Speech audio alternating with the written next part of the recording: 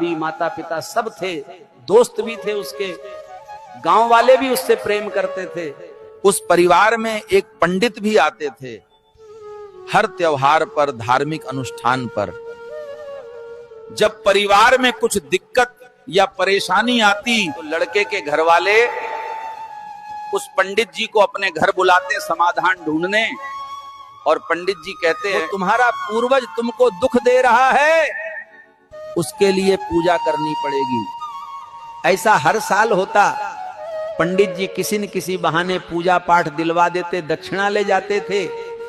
ये सब बालक हर साल देखता और विचार करता कि जो मर चुके हैं वो कैसे दुख दे सकते। वह बालक रोज अकेला ही सुबह अपने खेतों पर जाता था, खेती की देखरेख करने के। सुबह फिर एक दिन बालक अपने खेत पर कुएं पर गया जहां रोज जाता था। बालक ने खेत पर जाकर विचार करा और अपने सारे कपड़े और हाथ का कड़ा खेतों से थोड़ी दूर एक छोटी तलाई खाल जो कि सूखा था वहां पर छोड़ दिए, और वहां बालक आत्मज्ञान लेने बाहर निकल गया साधु की जमात में। जब पूरा दिन ढल गया, शाम हो गई, तो उस बालक को घर वाले ढूंढने लगे। बालक को सब दूर ढूंढा, आस पड़ोस में, रिश्तेदारी में, दोस्त यार के घरों में, लेकिन बालक का पता कहीं नहीं लगा। इस तरह कई दिन ढूंढा उसको। फिर जब कुछ दिन बाद परिवार वाले अपने खेत कुएं पर गए, उस तलई खाल में जहां बालक ने कपड़े रखे थे, जानवर की कुछ हड्डियां पड़ी थीं। एक परिवार वाला उधर गया देखने घूमता हुआ, तो उसको वो कपड़े और कड़ा मिला। उसने सब परिवार वालों को इकट्ठा किया और कपड़े दिखाए। सब सोचने लगे हमारे लड़के को कोई जंगली जानवर मार के खा गया है, ये कुछ हड्डियां बची हैं। बालक के शांत होने की खबर पूरे गांव में फैल गई और सब दुखी हो गए। फिर सब धीरे धीरे उसको भूल गए और कई साल बीत गए। तो उधर बालक तपस्या और सिद्धि प्राप्त कर लेता है और बहुत ज्ञानी साधु बन जाता है। बालक साधु के साथ रहकर आत्मज्ञान प्राप्त कर लेता है और वह जवान हो जाता है और वहां साधु बन जाता है। बड़ी बड़ी जटा और दाढ़ी, भगवा का कपड़े धारण कर लेता है। फिर एक दिन साधु की जमात और वो लड़के को उसी गांव में जाना हुआ। गांव में जाते ही उसको याद आया कि ये तो मेरा ही गांव है, मेरा परिवार है। और वहां भिक्षा मांगने साधु के भेष में अपने घर द्वार पर चला जाता है। द्वार पर ही उसकी भाभी बैठी थी जो कि अब बूढ़ी हो चुकी थी। साधु ने भिक्षा मांगी और कहा माई, इस घर का एक लड़का 17 साल की उम्र में चला गया, उसका ये नाम था और उसकी खेत पर मृत्यु हो गई थी। बूढ़ी भाभी ने कहा महाराज आप तो अंतर्यामी हैं, और पूरे परिवार को बुला लिया। और फिर पूरे परिवार वालों ने कहा महाराज आप तो सब जानते, आपको कैसे पता? फिर साधु बालक ने कहा मैं आपका वही लड़का हूं जो खेतों से गायब हो गया था। तो सब चकित रह गए, लेकिन किसी ने यकीन नहीं करा।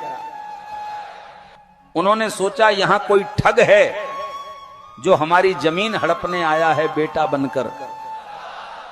साधु बालक ने कहा घबराओ मत, मैं तुम्हारी जमीन जायदाद नहीं लूंगा और नहीं लेने आया हूं। फिर किसी ने उससे पूछा ठीक है, अगर तुम हमारे ही लड़के हो तो उसकी कुछ बातें बताओ बचपन की, तो हम मान लें तुम वही लड़के हो हमारे।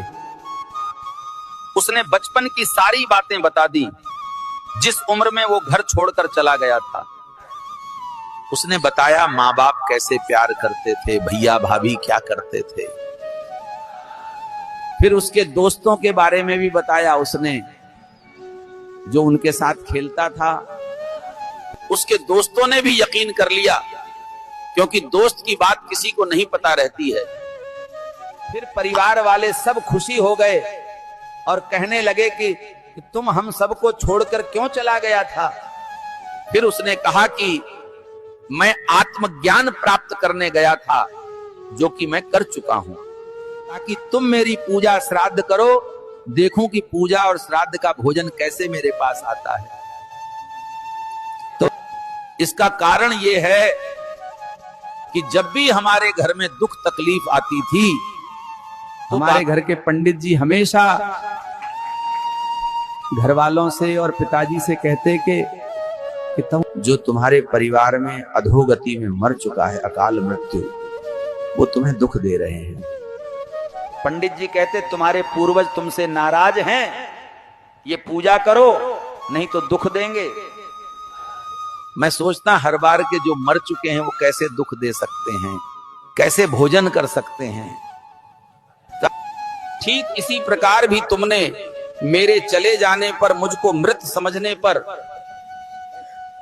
मेरा श्राद्ध करा होगा, मुझे भोजन कराया होगा, पितृ मानकर दान दक्षिणा दी होगी, और कभी कभी पंडित जी ने भी बोला होगा कि वो तुम्हारा लड़का जो मर चुका अकाल मृत्यु है, वो तुमको दुख दे रहा है, तुमको परेशान कर रहा है, उसकी पूजा देनी पड़ेगी।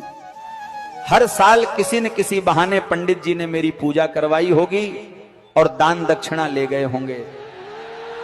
फिर सोचो, इतने साल से तुमने पूजा दी है और भोजन कराया है, वो किसने खाया है? लेकिन आज देख लो, मैं तुम्हारे सामने जिंदा खड़ा हूं और साधु बन चुका हूं ज्ञान प्राप्त करके। यही ज्ञान को प्राप्त करने के लिए मैंने सारे कपड़े और हाथ का कड़ा खाल तलाई पर छोड़े थे। इतना कहकर वह बालक साधु वहां से चला गया और पीछे बहुत सारे सवाल छोड़ गया। अब तुम विचार करो कि पंडित ने जो पूजा कराई है उस बालक के नाम से, क्या वो सही थी? क्या उस बालक ने पितृ बनकर दुख दिया था उस परिवार को इतने साल तक? अगर है किसी के पास इसका जवाब तो मुझको जवाब दे दो, या अपना विचार रखें। अगर कथा समझ में आई है तो विचार जरूर करना। जो हम श्राद्ध का चावल खिला रहे हैं वो कहां जा रहा है सीताराम?